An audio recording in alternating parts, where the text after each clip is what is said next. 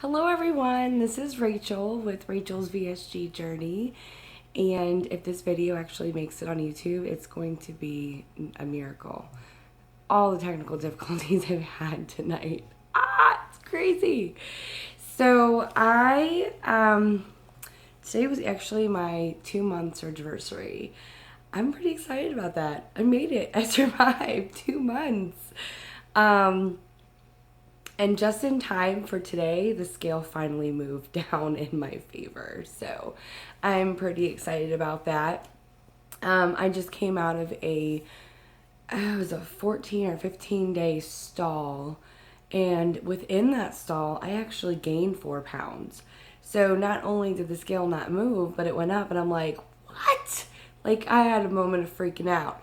But then I stopped, I paused, I evaluated, and I realized it was that time of the month, and it was extremely hot, like almost 90s here.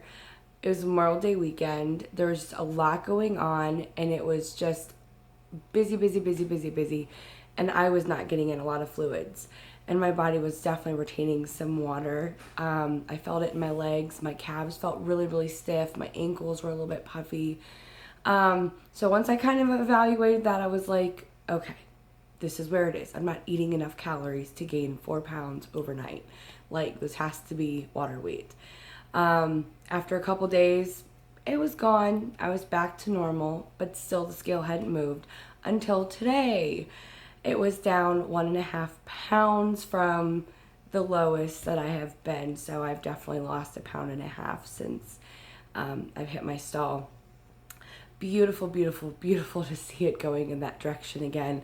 Because no matter how much you're prepared, and you're like, I'm not gonna be the person that's obsessed with this scale. I know there's gonna be stalls. I know it. Blah, blah, blah. And then all of a sudden it happens, and you're like, you get a little mad. But it happened. It came, went, gone. I survived. So my stats. As of this morning, today was 2 months, 39.5 pounds gone. Of course, it couldn't have been 40. I have been pushing for that 40-pound mark. Ugh. And it's just been hovering at this 37, 38 for like this whole month of May. And finally in June, I'm like 1/2 pound away from that 40 pounds. So if I wake up tomorrow and I hit 40, I am totally hopping back on YouTube and I am totally celebrating because I've been wanting that 40-pound weight loss. And that'll be 50. We'll just keep going from there.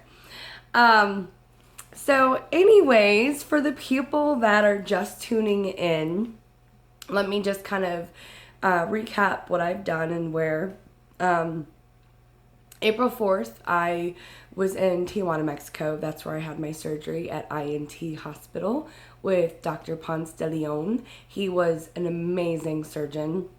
I had a completely complication-free surgery. Everything has just gone totally by the book. It's just been perfect, better than my expectation. My weight loss coordinator was Trish with weightlossforbetterlife.com. Amazing. If you have to go out of the country, I encourage you to use a doctor that is a chief bariatric surgeon who has practiced and is teaching everybody else how to perform these surgeries. So he's amazing. I never question the state of what kind of hands I was in. Trish is just amazing. A wonderful, caring person who's there with you, takes you places.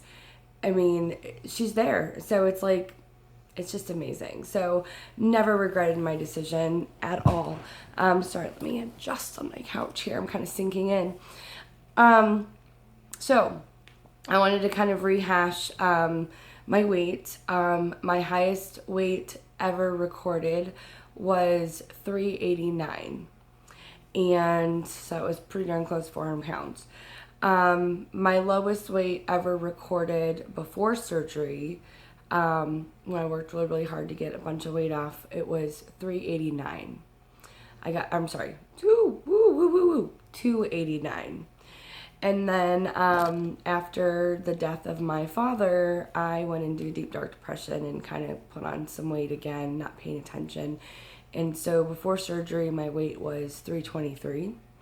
They clocked me at 319 the day of surgery. And as of this morning, I was 284. So now I'm actually 5 pounds less than the lowest weight that I've ever been when I really tried my hardest to lose weight. The reason why I chose weight loss surgery after losing 100 pounds on my own was for the simple fact that I got that weight off in about 15 months, maintained it for a year, and then after in my second year of trying to maintain was when I was basically my dad's extra set of caregiver. I was there with him as much as possible. A lot of being in the hospital. It was a very stressful time. And then he passed. And then this last year I've been just working so hard to pick up back where I was when I was really just cruising, when the weight was just coming off and it was just stuck. And I was fighting this regain and I couldn't get anything to budge. So I was eating very lean, clean, and green. I was exercising and I was just trying to do everything that, I did before when the weight was coming off. I tried carb cycling.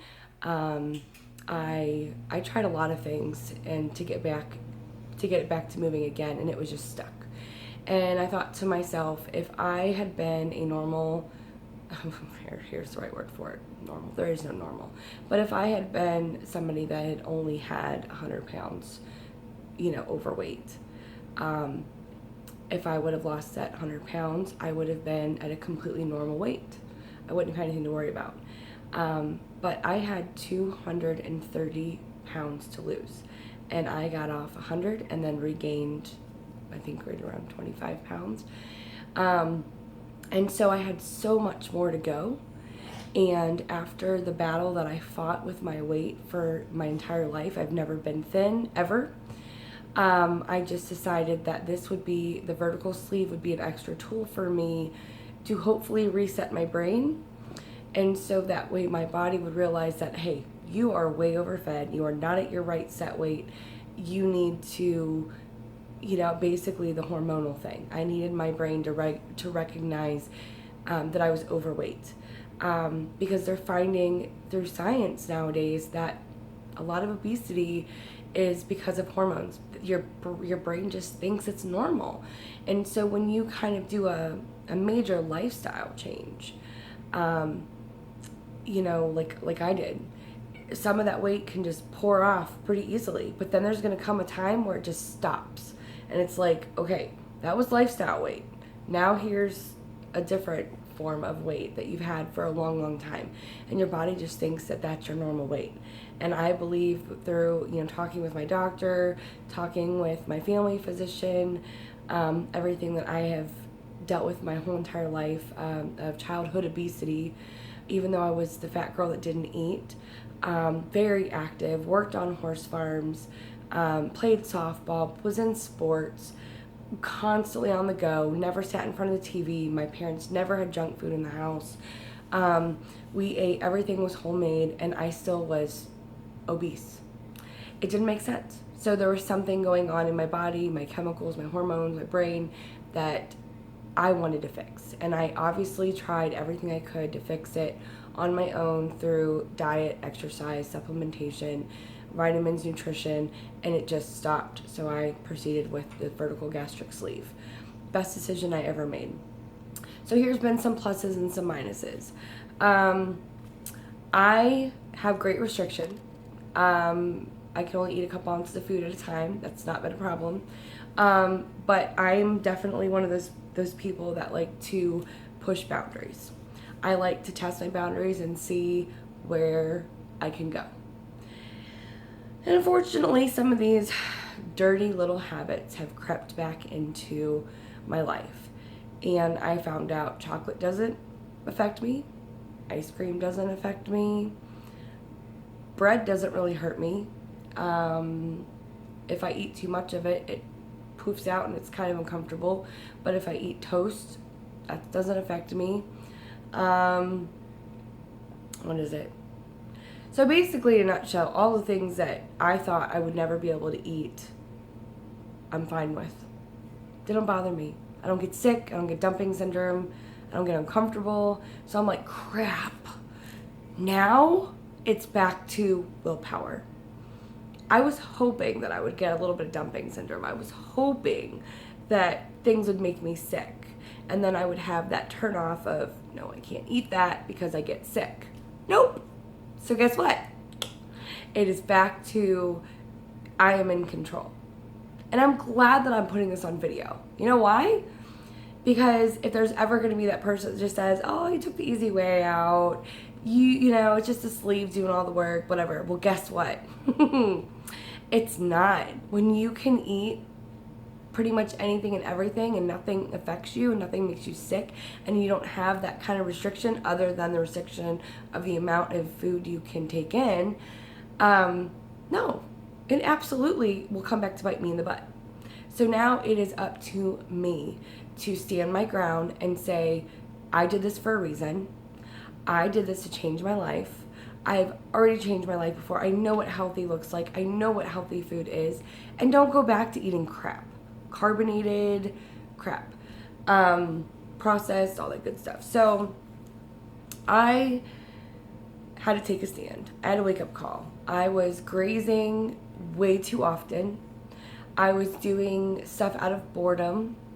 I'm a work from home mom, so I don't have that alarm clock that wakes up in the morning. It's like, you have to get up and go to work, where I'm on a schedule. I have no schedule. I make my own schedule. And if I don't want to work that day and I just want to go out and do what I want to do, then I can. Problem is, come evening time, I just snacking. It got to me. And during that weight loss, that plateau, and then that gain, the brain just, you're a failure. Look at you. You went and spent all this money. You had this surgery. And look at you. You gained weight or you haven't lost weight. You're already screwing this up. Those are the thoughts that go in your head. Totally did that to myself. And then I had a wake-up call, and this was before the weight was even coming off. And I had to look at myself in the mirror and be like, what do you want? Why do you want it? Why did you have the surgery? What are you doing this for? If you're gonna eat like crap and you're gonna just graze all day, and you know you're gonna be one of those statistics that gains the weight back. So what are you doing this for? And I had to get my fight back. I had to be like, you know what? My whole entire family is diabetic. My family has obesity issues, heart disease. We have liver disease through fatty liver. Did I say diabetes? Diabetes, all that stuff. And I lost my dad to all those health problems. And I'm not going to do that to myself. I'm not. So I got back on the horse. I drank my water. I drank my Rehydrate. I drank my Spark. I took my vitamins. Well, I've never stopped taking my vitamins, but I made sure I took everything perfectly. I made sure that I got my protein in, and I got rid of the iced coffees that I love, that have a crap ton of calories and fat in them. And I started looking and researching at the keto diet. Now, I was the first person to be like, no keto doses. But I read the book, Keto Clarity, and I think that guy's onto something. I don't know if I'm going down that road yet. For the simple fact that I am one of those people that if you take it away from me and you say you absolutely cannot have it, then I will want it more. But it makes so much sense. I read the science on it. It makes sense. So I'm still debating. I still prefer, at this point in time, carb cycling. I really like that because you kind of know in a couple days you're going to be able to get some carbs, and it always keeps your body guessing. But we'll see. I'm not against it anymore. I've never really been against keto. Let me just say that. I made a big stink about it with some friends, but never been against it. What I'm against is the fact that I know humans. And I know 98% of us cannot change. We always want to talk about change. We want to do change, but we don't change. And keto is, keto diet lifestyle is a complete lifestyle change. It can't be a diet that you do for like a year and then, 6 months and then you fall off the wagon and just sabotage yourself. For the simple fact that you remove carbs and sugar completely from your diet, and then all of a sudden you jump back, into eating that stuff, and it's going to have massive, massive repercussions on your body. Food allergies, it just gets worse. I've seen it. That's why I was so afraid of it. But for the 2% of the population that can actually stand their ground, that can actually change, make complete total life changes and say this is final, this is the way I'm going to live my life, then I believe that it's great and it makes sense. I don't know, I think I'm probably 98.5. So I am like swinging up to that 2% because I've made some really good choices and I've stuck with them. But there's still a little bit of the other stuff in there as well. We'll see. Okay, so just really quickly, here's some really cool little things. I'm not sure how much, 40, 47, 48, 49, 50, 51, 52, 53. I've lost 6% of my body fat pretty quickly in that two months. I was at 53.8 in BMI and now I'm at 47.3 BMI. So it's pretty exciting. I've finally decided to put a goal on paper. My first initial goal is 175 pounds. Only because I've never seen that on the scale, even in high school. I'm not even sure if I saw it in junior high. I don't even know when. So that's going to be my first goal is 175 pounds. So I have 109 pounds to go to that goal. And I'm going to try to crush that. We're going to see. I'm going to put it as January, February of 2017. But I'm going to see if I can get it off by the end of this year. We will see. So anyways, I want to hear your guys' thoughts on what do you do when you start getting off track and you start getting back into old habits that you never thought that you would do. Because I know we've all been there. We've all done it. We've all probably tested boundaries. Maybe there's a few of you who are the absolute perfect, you don't break rules. You listen to everything. You track everything perfectly. But for those rebels out there, those rule breakers, those boundary testers, what do you do? What did you tell yourself?